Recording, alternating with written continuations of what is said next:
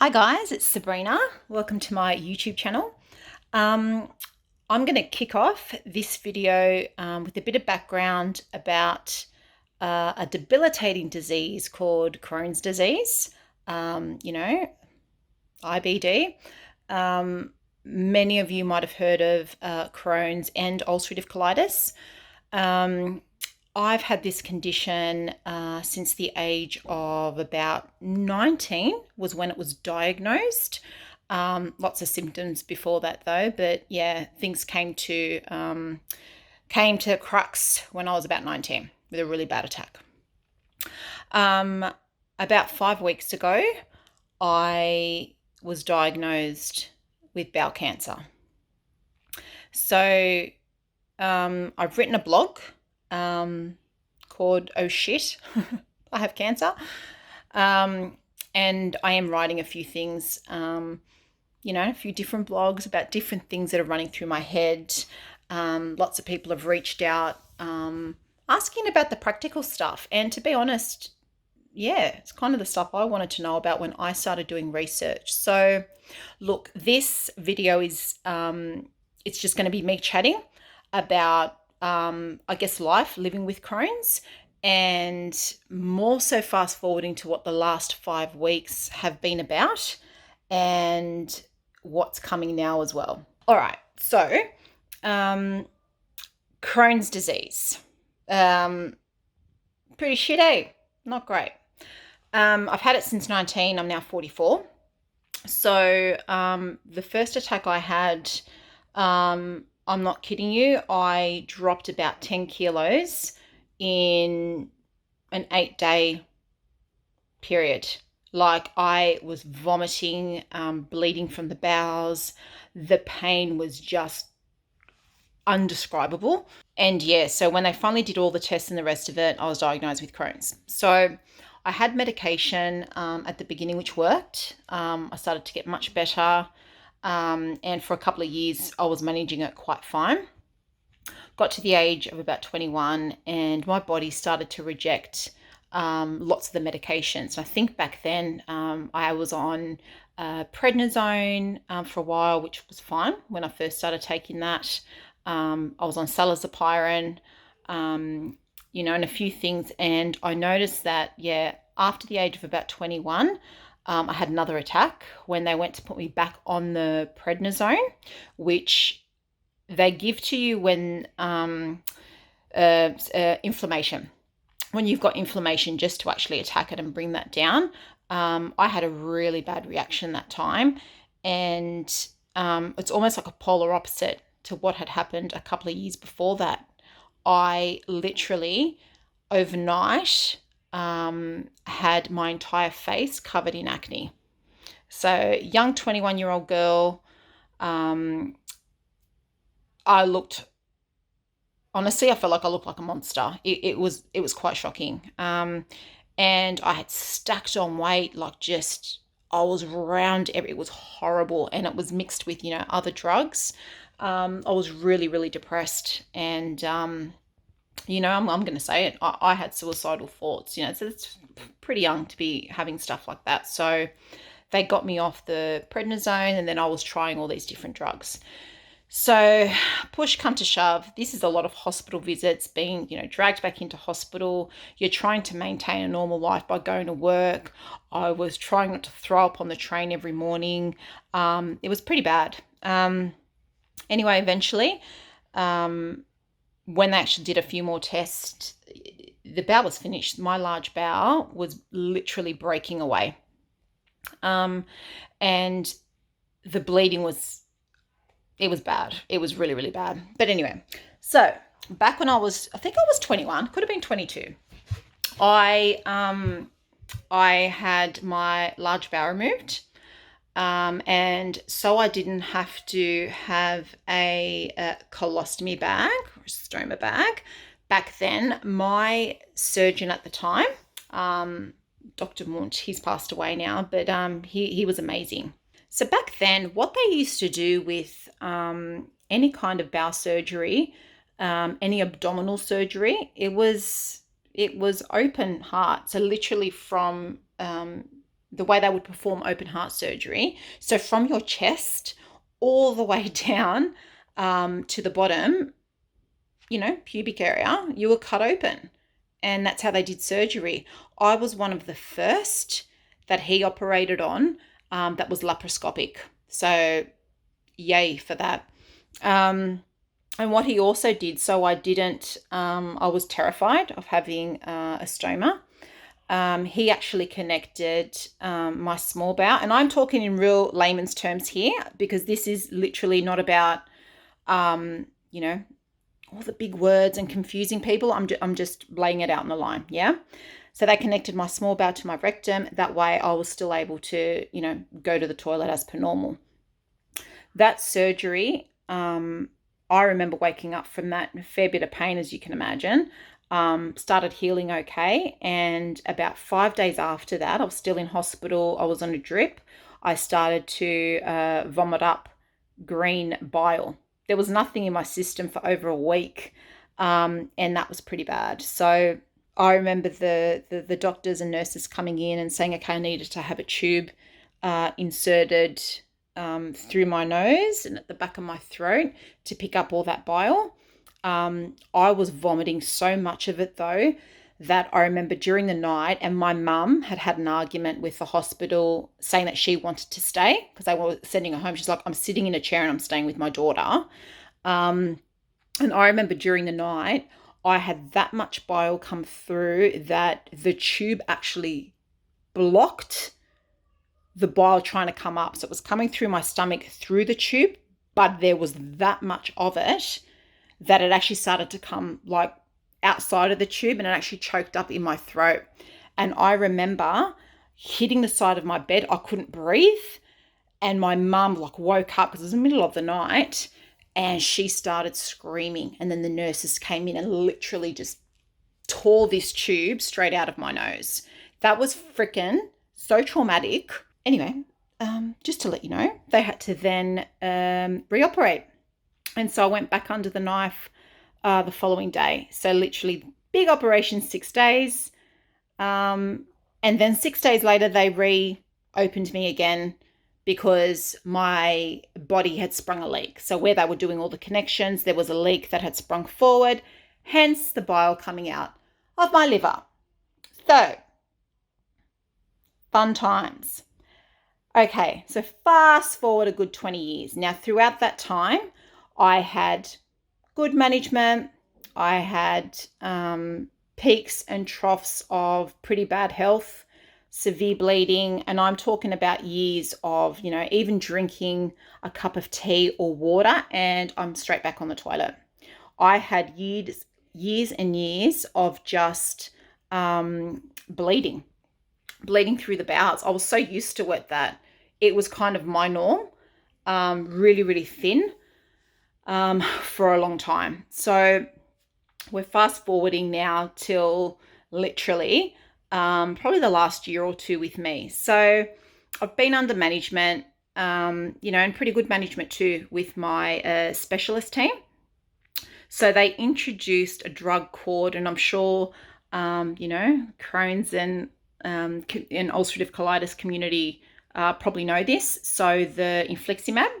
So I was introduced to that about 6 or 7 years ago, and that was a lifesaver for me. Like my world, literally, it felt like overnight turned around. I had better quality of life. I started keeping in nutrients. I put on a fair bit of weight, good weight though, that I needed, obviously. Energy levels were much better. I stopped bleeding through the bowels. Motions were getting better because I literally had just had liquid pouring out of me 10, 12 times a day. And again, it was my life. I just dealt with it. So that was great. And I was going into hospital every 8 weeks to have that administered. They were checking my blood count, every 8 weeks. So that's been my management for the good half of 5 years. Yeah. And I must admit, I trained pretty hard, work full time, 2 kids. People think your kids get older, so they're not as much work. That's a lie, people. It's a lie. when you look after your family, you've got them till they move out. So that's dinners and chats and what's going on and, just life, yeah? So all good. Things started to feel a little bit, I guess, funny. I'm thinking, like I'm not feeling that same, I guess, relief that I had with the infusions that I'd been having for the last couple of years. And I'd probably say the last probably 12 months, right? Probably 6 to 12 months.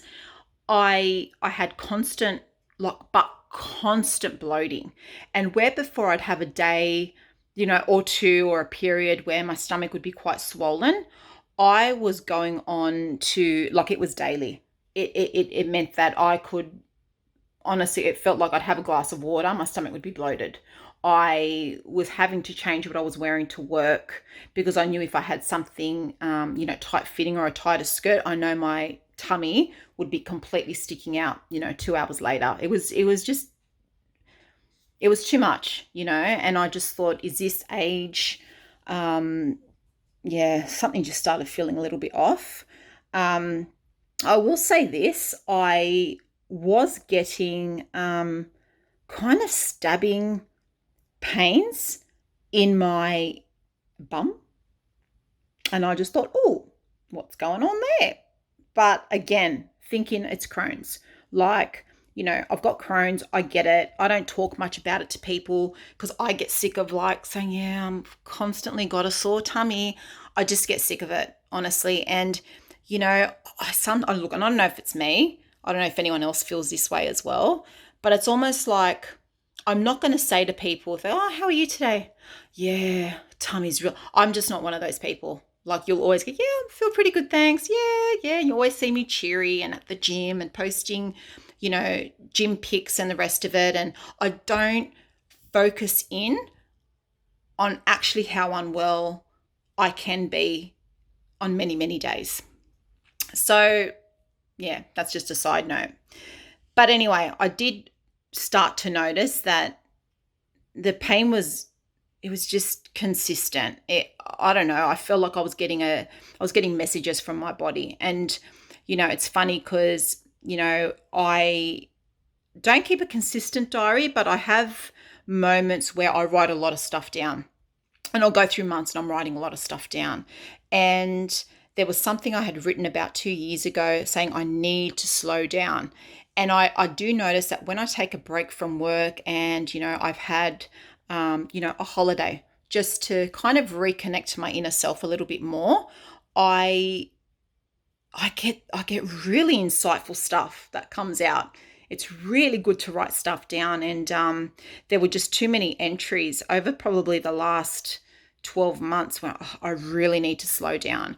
I'm really feeling it. I'm getting messages from my body that I need to slow down. And of course, you ignore it and keep going on with life because it's like, suck it up, girlfriend. But anyway, I'm leading to why I'm saying all of this. So anyway, I then had my routine colonoscopy, which, by the way, just a bit of information, the procedure's like a colonoscopy, but it's actually a sigmoidoscopy or a flexi because they only go through the rectum into a bit of the small bowel because I don't have a large bowel. But that's just a side note. That's all. So anyway, had this procedure done. I remember my specialist saying to me, as they were putting me under, how have you been feeling, Sabrina? And I'm like, yeah, you know what, doc? I've not been feeling great. Like, I've always got pain in my tummy and the bleeding, like I've got a bit of bleeding when I go to the toilet and kind of hurts a little, but I don't know, it's probably Crohn's. I'm probably stressed out. There's a lot going on with me at the moment. I clearly remember saying that. So anyway, they did all that. When I woke up and I was a little bit groggy, I do remember her saying to me, now, Sabrina, look, I don't know if she said growth. I don't know if she said a polyp. I actually don't remember clearly. I think it was a polyp. I'm not sure. She said that they had taken a sample of that, to check. Now, I thought nothing of that whatsoever because when I have this done, and you got to think, I get these done every 2 to 3 years for the best part of like 25 years. They always get something and send it to get biopsied, right? Like that's what they're supposed to be doing. So I thought nothing of this. I'm like, yeah, cool. You've done your job. Fantastic. Great. And that was it. Got dressed. Hubby was there. We went home. While this was all happening, I was relocating as well. So packing, just nuts. My schedule was really, really nuts at that point. So that was fun. Went on with my week. And then I got a phone call. So that was a Wednesday. I got a phone call on the Monday from that office, which is a bit strange, but I thought whatever. And the girl from her office said, Sabrina, Dr. Williams would like to see you this Wednesday at 9:30 or 10:30 a.m., whatever it was. And I'm like, oh, okay, cool. Now, I'm not going to lie. I did have a split second of thinking, that doesn't sound good. When you get called into a doctor's office after they've done a test, not good. But in that same instant, I thought, well, actually, no, it's probably because it's going to be the last time she sees me because I'm relocating. So I needed to get the information of my new specialist team in my new area. It was a big relocation, right, out of Sydney. So, I just thought that's what it would be. Fast forward, 2 days later, I'm packing, working. Get to the hospital to see her. Everything's as per normal. Went to the gym that morning with hubby. We grabbed a great coffee. Walked in. She's like, hi. She does the weigh-in. I sit down, and one thing I clearly remember though was she was faltering. Probably not the right word, so apologies. She kept faltering, like she kept. She was nervous, like so. She was faltering her words a little bit, and I thought, what's going on with her? I thought, okay, this is weird. And then she said to me, Sabrina, do you remember? You might have been groggy. You might not completely recall what, I told you that, we took a sample and sent it off. I said, yeah. I do remember that. And then she looked at me, and I'll never forget that look on her face. It was like a deer in headlights. And she just looked at me and she goes, I'm so sorry to say. She goes, it's cancer. What the actual fuck, right? I paused. I think hubby paused. She started crying. He started crying. I'm just silent. I'm like, this seems a bit surreal to me. Did I hear this right? Anyway, I do remember having an out-of-body experience and thinking, what the crap? Anyway, got my thoughts together as best as I could. And I said, okay, so first of all, are you sure? Like, you took a sample. It's like, how do you know it's cancer? And I don't know why. It was like, I just wanted to understand the process. Like, what determines if that's cancer? Like, is there a special cancer little lab? Which that's how they're checking. Anyway, I was just in shock, obviously. So, look, she confirmed all that. Like, this happened 5 weeks ago, yeah? Like, I'm sitting here doing this video with a freaking tumor up my ass. Okay? Seriously. I have to laugh. You got to laugh about stuff too. Like, seriously. Anyway, so from that, we got a bit more information out of her. What comes next? Obviously, with bowel cancer, it's surgery. So they have to remove the tumor, obviously. Now, the one thing that honestly, it's probably the first bit of emotion I showed was when she said, look, it'll be surgery, obviously, removing that. And 99% Sabrina, you will need a stoma. Then I grabbed a tissue and started to cry because that's probably been the biggest fear I guess I've ever had. It's something I've never wanted. That really scared me, like, a lot. So had to digest that, obviously. I had the referral straight to the surgeon. who I got in to see, I think 2 days later. Like it was literally 2 days later. I had the referral to have an MRI done early the following week. So everything was done, honestly, in the next like 4 or 5 days. I was pretty impressed with the speed of it. I've got to tell you, like the word cancer invokes urgency. Silver lining, urgency. Shit gets done. So I had to have a CT scan as well because they then need to check whether the cancer has spread anywhere else. So I got to Friday. I went and saw the surgeon. And I immediately loved her, and I'll tell you why. So, does anyone ever have that, or has ever had that experience where, you might have been referred to someone and you're kind of you're a patient, they're nice, but they don't really know you. I've got to say I was impressed. Like I walked in there, you can imagine I've had a couple of days like to process this. So I've gone through the what the actual stage to I'm going to die. I don't want to die. Holy shit, I've got cancer. To is this for real? Have they made a mistake? Like, don't believe it. Head in the sand. This is not going to happen to me. They've made a mistake. So all these emotions up and down, up and down, up and down.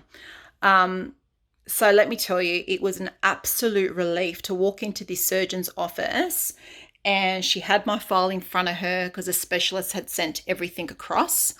And the thing that I loved the best was the fact that she gave me a rundown of my condition over the last 25 years. So she studied my file. She knew about all the surgeries I had had. She knew about my treatment plan with Crohn's. She knew everything about this. Like I just felt like this woman was going to look after me. Like, and I loved that. That gave me so much reassurance. So yeah, so I came in to see her, and obviously she wanted to give me an internal, and I'm like, are you going to shout me dinner first? Like, geez. So she was cool because we could buck around like that straight away. And I like that. And again, you'll get to know me. I always got to throw a bit of humor in. Like, you just have to, right? So anyway, I do remember that lovely little, internal. And I do remember she didn't go up that high. And I thought, oh.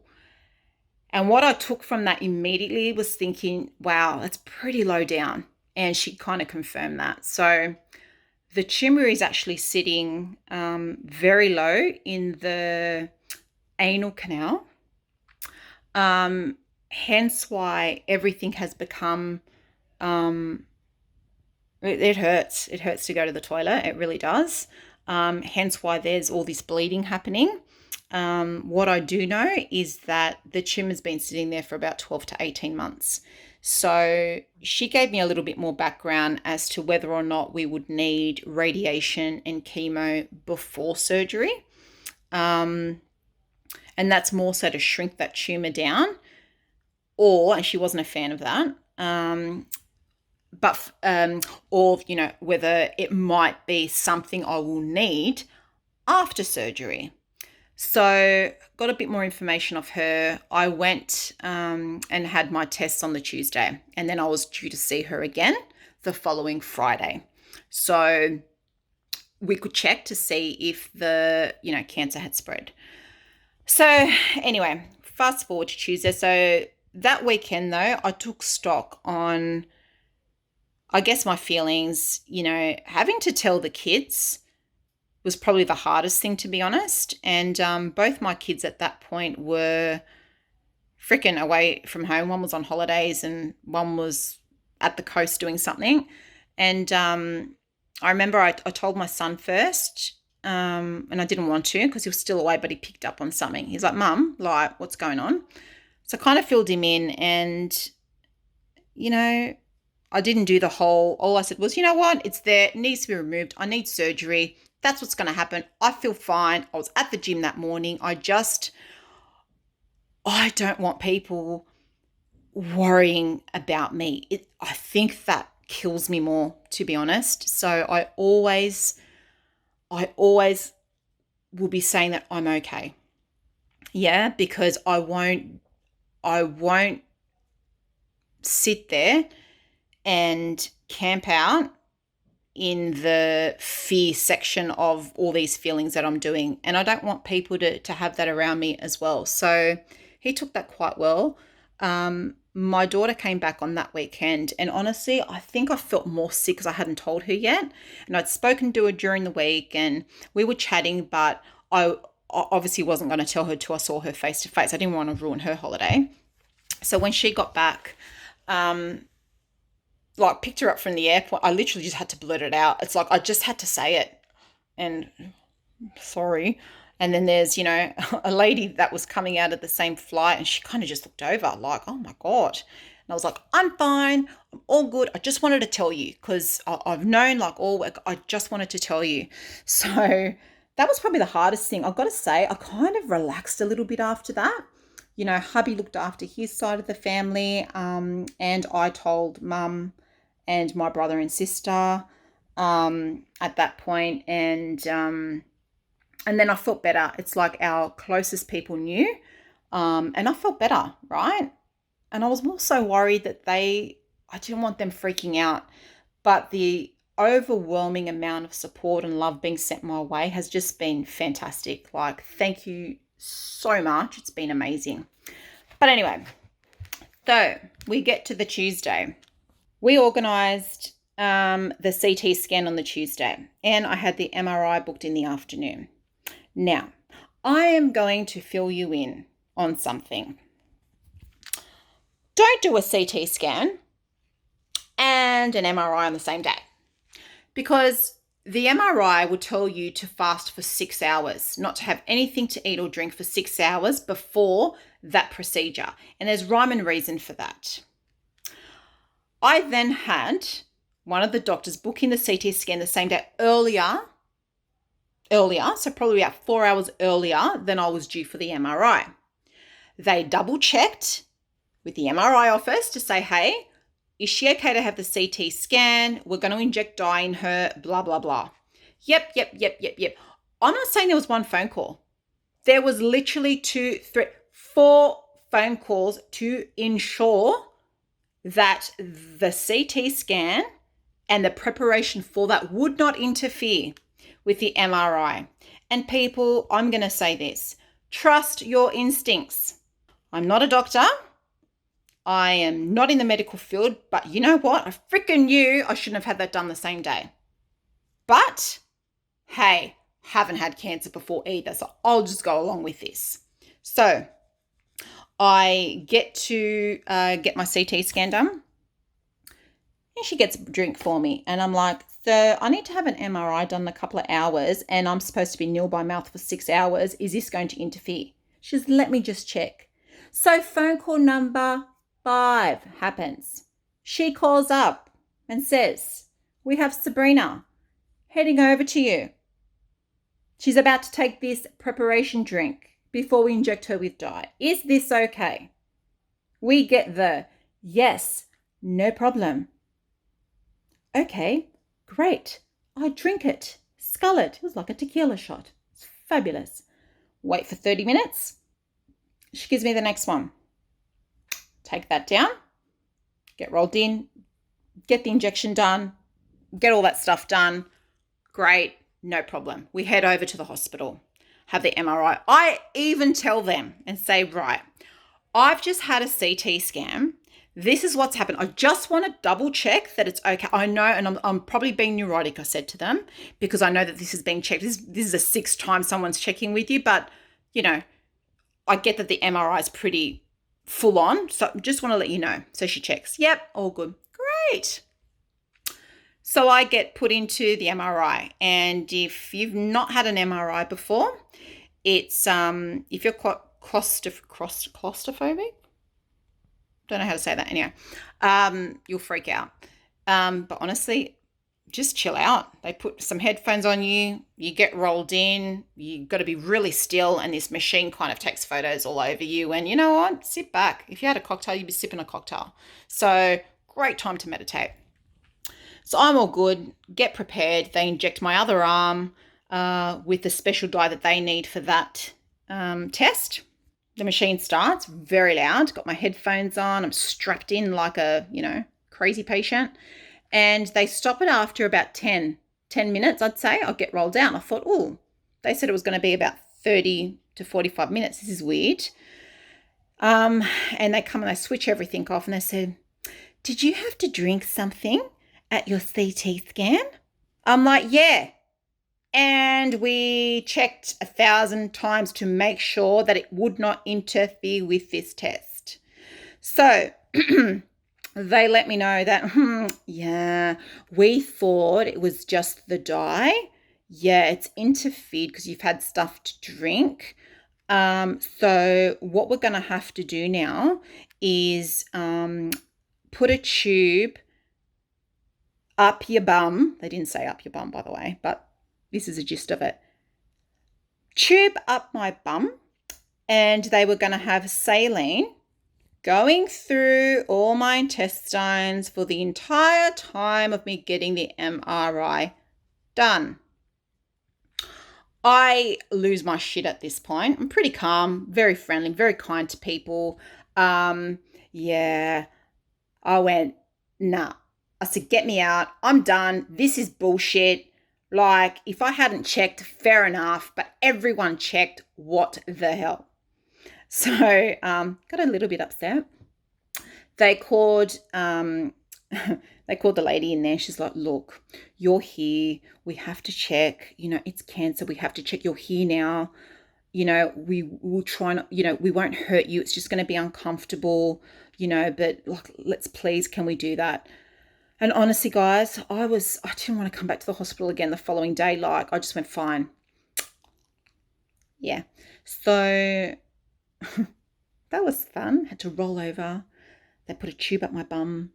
They put saline going through everywhere. So I had to keep my bum cheeks clenched to not let any liquid out for 35 minutes. And then they roll me back into this machine. And all I was thinking was, oh my God, this is bullshit. Anyway, you know what? One of my favorite sayings is you need to go through it to get past it. And that is literally what my mantra was while I was sitting in there. So, I then have a bit of a cheeky side to myself too. So I was like, what's that? Let's pretend we're on a beach. Let's just close our eyes and, try and do some meditations. And, that kind of worked. The 35 minutes went past, I'm here talking about it. So I got through it. And that was that. So done. Had a couple more days. Went back to see the surgeon that Friday with the results. So all the results were sent to her. And that's when they let me know that from what they could see on the MRI, the tumour it's been classified as a T4. Now, what that means is it's like the layers of the muscles that it goes through. And in my case, it's actually gone through all the muscle wall, which surprised my surgeon. Now, when you talk to people and they say, oh, what stage cancer are you? I don't know what stage cancer I'm at. And, is that a bowel cancer thing? I've tried to look this up. It's kind of hard to research stuff as well, by the way. But anyway, so I think from my understanding at the moment, the stage, if it's referred to for me, is more like, will I need chemo and radiation and stuff like that after surgery, basically. One thing I did ask her was, is there any kind of medicine to stick a dynamite stick up my ass and just blow that tumor out of the water? Yeah, there's not. So that was out of the question. Cray. Anyway, So look, I've come to terms with the fact that in less than 7 days, what are we? Today's Tuesday. Okay.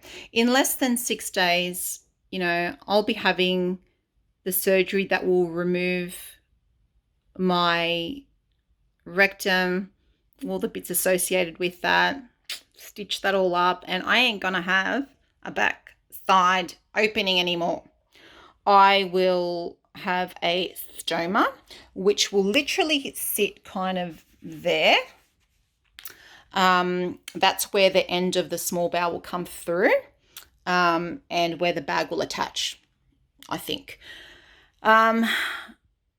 It literally took me probably another 2 weeks to digest that. It's been really hard. But we've got some amazing people out in the community. And honestly, I think without those videos, and them sharing their life, on how to dress and, some of the, excuse the pun, shit they're going through with it. The surgeon kind of explained the operation a little bit more to me. It is a really big one. So it's going to be about 6 hours, understandably. I mean, there's a lot there. The only thing, because again, you've got to find a silver lining with everything, is that I had a hysterectomy last year, so I don't have a uterus. The only issue is I would have a fair bit of scar tissue, so the adhesions, which is scar tissue. But everything, all the surgeries I've had have been laparoscopic, and I heal usually quite well from them. So she looked at that and went, okay, that's really good. So there might be a small cut, kind of where the bikini line is, but the rest should be laparoscopic, I'm hoping. I really don't want to be cut completely open, because it won't be just that wound I have to, get better from, but it's also the back passage I have to heal from, and that's a whole nother thing. And I then have to learn how to manage, my stoma. So yeah, there's a bit coming up. So guys, I'm going to share probably in the next video what I'm packing for hospital, because I found that pretty helpful. And I will share, what's going on in hospital as well. So hang around. I guess this video wasn't more so to give you guys, any information, or here's a list of it's not that yet. It's just trying to it's trying to show you, I guess, what this process has been like for me. I will end with this though. I think I have had a few people, why haven't they done surgery straight away? Why would you want to keep that inside? Let's be really clear. Yeah. I am not someone that, sits there and says, oh, why is that person doing it? Like, everyone's journey is their journey. Yeah. And I basically found out I had bowel cancer on the 27th of November, 2019. I am now having the surgery on the 13th of January, 2020. And for me, I had a family holiday booked straight after Christmas that I have been so looking forward to. I didn't want to miss out on that. I didn't want to miss out on other celebrations that were happening in December. And I did have a conversation with my surgeon and say, is this going to be life-threatening if we push this surgery out by a couple of weeks? And she said no. So I'm going with that. So yeah, I'm all about positivity, guys. And, I'm quite raw, with what I share, but I think it's really important. Probably another thing too, before I sign off, we've got an amazing, the Ostomy Association of Australia, and I will put links and stuff below, just on some things that I've mentioned, to be honest. In Australia, the supplies are free. So you get registered after you've had this surgery, and all the supplies are free lifelong. So the stuff gets delivered to your home, the bags get delivered to your home, the care and everything else. We've got amazing stoma nurses in the hospitals. And honestly, they put me so at ease. They kick-started that confidence to start to, Google and look up people going through similar things. So, thank you. They're great. But look, leave some comments. Ask me any question you want. I will answer you. But yeah, look, thanks for watching. Please subscribe because I'm going to be sharing a whole heap of stuff. And without you guys following me, I don't know if it's, helpful for everybody. So please do. But I will see you guys soon. Bye.